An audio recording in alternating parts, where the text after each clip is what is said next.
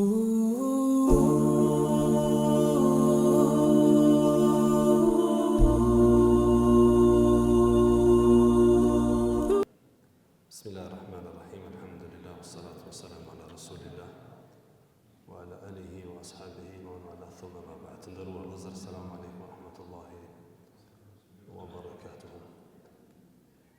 Po vazhdojmë të dashur vëllezër me këto këshilla të shkurtëra pas namazit të rekës gjatë muajit të bekuar të Ramazanit. Kemi folur në takimin e fundit për vlerën e devotshmërisë dhe kemi thënë se është njëri ndër objektivat kryesor të Ramazanit. Pra Ramazani ka një objektiv të madh që Allahu Azza wa Jalla ka thënë në fillim të jetëve të agjerimit, të la'allakum tattaqun, që të bëheni më të devotshëm. Dhe është pikërisht devotshmëria ajo që besimtari duhet me mot pastaj agjerimin e tij dhe me vlerësu agjerimin e tij dhe me shqetësu veten e tij se apo ndryshon, apo përmirësohet, apo rregullohet, apo ndreqet, apo bëhet më i devotshëm gjatë këtij muaji, apo po vazhdon çish ka qenë para Ramazanit tash, vetëm jemi në ditën e 10 të këtij muaji të bekuar, pra kaloi 10 e profeti alayhi salatu wasalam, kaloi 13, pra 10 ditë, e profeti alayhi salatu wasalam një herë thoshte thuluthu wa thuluthu kathir. Për një çështje tjetër mirë, po thoshte një tretën dhe një treta është ka shumë. Pra tash duhet besimtari me vrejtë të ndëruar vëllezër ndikimin e Ramazanit në jetën e tij praktike. Duhet me vrejtë ndikimin e Ramazanit në jetën e tij praktike. Duhet me vrejtë ndikimin e Ramazanit në namaz. A jetu e dashur më shumë namazin apo po ikpi namazit? Apo ki qef me bo vepra të mira më shumë, apo përkushtohesh më shumë, apo të vjen vullnet më tepër me dhënë, me ndihmua kështu me radhë, apo runa Zot po shkon duke u dobësu. Andaj devotshmëria është edhe synimi, por edhe është mjeti që besimtari duhet me mat Ramazanin dhe me vlerësu Ramazanin e tij. Cilat janë gjërat që ndihmojnë ose pse ndikon agjerimi në devotshmëri. Disa këshilla do të përmendi sot, qysh ndikon më tepër agjerimi në rritjen e devotshmërisë.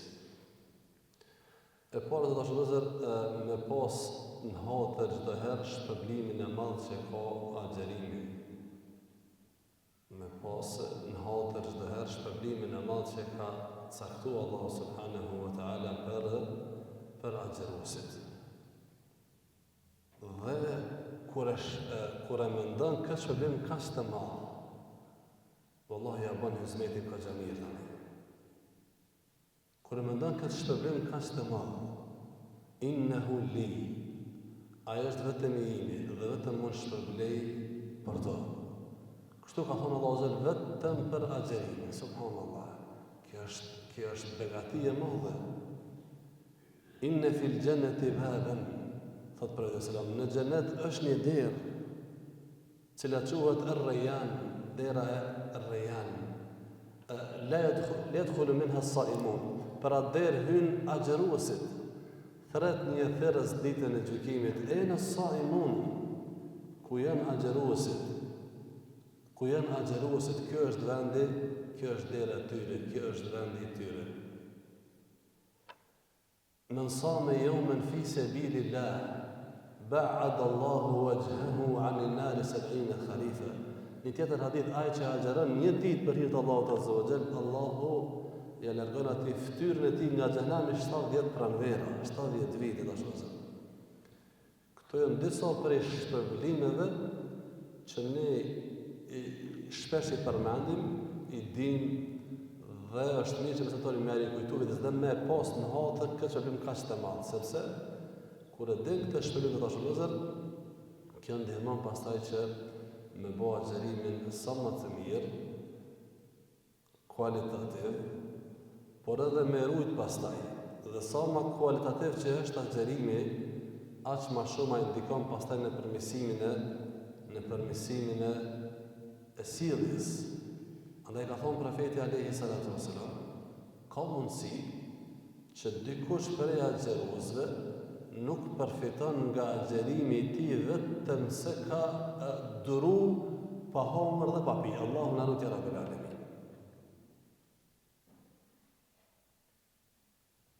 Ka mundësi dikush prej agjeruesve nuk përfiton nga agjerimi i tij vetëm se ka nejt ka bë sabër pa homër dhe pa pi. Pra nuk e ka respektu si duhet agjerimin e tij, nuk është s'ka dallu dita kur ka qenë agjerueshëm, dita kur s'ka dallu sjelljen e tij kur gjë. E kjo është gabim të ndëruar vëllezër. Andaj me pas parasysh shpërblimin e madh që ka agjerimi, dhe kjo ndikon edhe në kualitet, edhe pastaj ndikon në përmirësim. Duhet të ndëruar vëllezër, për gjërave që ose mënyra se si ndikon agjerimi në përmirësim, në takva, në devotshmëri, është edhe plot ato ibadete që i ka me veti. Veçanti në Ramazan, namazi të ravive. Andaj ka ardhur i njëjti shpërblim në sa në Ramazan. Kush agjeron Ramazanin me bindje dhe shpesim e shpërblim, i falen gjërat e kaluara. Pastaj ka ardhur me qame Ramadan. Kush falet në Ramazan, ka për qëllim namazin e të ravive. Me iman dhe me bindje i falen mëkatet dhe me shpërblim i falen mëkatet e kaluara. Me qame me al-imam, ai që falet me imamin deri sa ta përfundon kutibe lehu qiyamul layl, i shkruhet namazi i natës. Ndaj agjerimit kur i shtohet edhe namazi, ai bëhet edhe më i fuqishëm dhe ndikon edhe më mirë. Ka thënë profeti alayhi salatu wasalam, inna salata tanha 'anil fahsha'i wal munkari wal baghi. Namazi ndalon, largon besimtarin nga veprat e këqija, nga veprat e liga. Shtoja kësaj leximin e Kur'anit, kush ka mundësi, ose me jetu me Kur'an. Nëse merrni kur themi që Ramazani është muaji i Kur'anit, nuk është për qëllim vetëm leximi i Kur'anit në gjuhën arabe. Ky është ibadet i madh dhe shumë i rëndësishëm dhe shumë i vlefshëm. Por, kur themi Ramazani është muaji i Kur'anit, kemi për qëllim që me përkushtu sa më tepër Kur'anit, edhe me lexim, edhe me meditim, edhe me praktikim, duke lexuar ato, duke lexuar përkthimin e tij, duke lexuar komentimin e tij, duke praktikuar udhëzimet e tij. Andaj kur agjerimi shkon bashkë me namaz dhe me Kur'an të dashur vëllezër, atë ndikimi i tij është jashtëzakonisht i madh në kualitet dhe ndikon pastaj edhe në rritjen e devotshmërisë. Tretë dashur vëllezër është largimi nga haramet. Dhe kjo është pojenta dashur vëllezër. Dhe kjo është pojenta. Ai agjerim që nuk ndikon tek besimtari, me ndryshu praktikën e tij jo të mirë, ai agjerim është kot. Ai agjerim që s'ndikon që besimtari me rujt shiqimin e tij, me rujt ndigjimin e tij, me rujt gjuhën e tij, me rujt durët e tij, çka e bën me rujt durët e tij? Mos me punu vetëm se halal, mos me mashtru, mos me marrë sa është e jotja. Me rujt shiqimin, me rujt ndëgjimin, me rujt gjuhën. Thot profeti alayhi salatu wasalam, men lam yada' qawla az-zuri wal 'amala bihi, falaysa lillahi hajatun an yada'a ta'ama wa sharaba. Ai që nuk e lën fjalën e keqe dhe veprën e saj. Fjala e keqe është gënjeshtra, është gibeti, është mashtrimi, është përgojimi. Ai që nuk e lën fjalën e keqe dhe veprën e saj, Allahu po thot nuk ka nevojë për agjerimin e tij. Pra nuk ka nevojë që me lanë ushqimin dhe pije. Andaj, kur besimtari largohet prej harameve, ose sa më tepër që largohet prej harameve, prej gjërave të ndaluara, kështu i shtohet devotshmëria pa dyshim. Dhe këto dashurozën më së miri e bën Ramazani respektivisht agjerimi. Ka thonë profeti alayhi salatu wassalam, as-siyamu junna, agjerimi është mburojë. Agjerimi është mburojë. I ka dy kuptime. E mbron besimtarin ose agjeruesin edhe në këtë botë, nga disa vepra të këqija. E mbron, s'ka dyshim. Na po e shohim këto në praktikë. Po shohim këto në praktikë. E mbron. Andaj ka thonë kur dikush ngacmon don me hin rroxhe, të fyen e çan fjalën ndaj teje, të diçka keq, ti mos ja kthe. Thuj çka? Thuj unë jam agjerueshëm. Kështu na ka mësuar profeti alayhi salatu wasalam. Agjerimi është mburojë, por të dashur është në kuptimin tjetër haloma edhe nëseshëm, është mburojë për agjeruesin në ditën e gjykimit për zjarrin e xhenemit. Andaj ka thënë profeti alayhi salatu wasalam, as-siyamu wal-Qur'anu yashfa'ani lil-'abdi yawm al-qiyamah. Agjerimi dhe Kur'ani dhe Kur'ani ndërmjetësojnë për robin, për besimtarin ditën e gjykimit. Subhanallah. Yaqulu as-siyam, thot agjerimi, o Zot, unë se kam lënë me hamur dhe me pi. Pra për shkak të agjerimit, për shkak të timit, ky s'ka hamur, s'ka pi dhe ka respektu. Dhe andaj thot me bë mua dëshmitar dhe shefatxhi, ndërmjetësues. Allahu jam të në ndërmjetësues. Dhe thot Kur'ani, o Zot, unë ja ka marrë kohën, ka lexuar shumë Kur'an. E tash sa ke lexuar Kur'an, çfarë meriton shefatin e Kur'anit?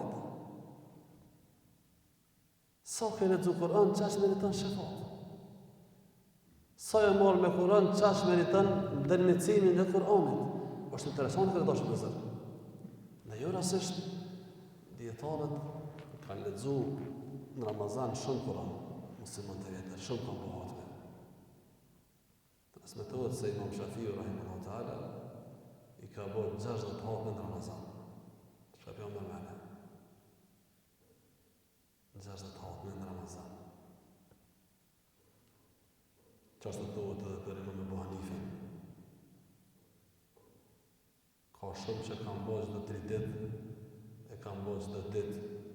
O fjala për në Ramazan, se jashtë Ramazanit nuk është mirë që mas mirë është mbrana një muj dite me bo mirë, po deri në 7 ditë, eventualisht 3 ditë, ja kalu profeti sallallahu alaihi wasallam atyre që kanë kapacitet dhe mundësi me lexu shumë. Por ka thonë jo më shpesh se 3 ditë ose 7 ditë. Mirë, po në Ramazan është tjetër. Në Ramazan nuk ka kufi. Sot mundet besimtari me lexu Kur'an, ma tepër aq më shumë se vape, sepse një shkruajnë me 10. Me 10 se vape, subhan Alif Lam Mim.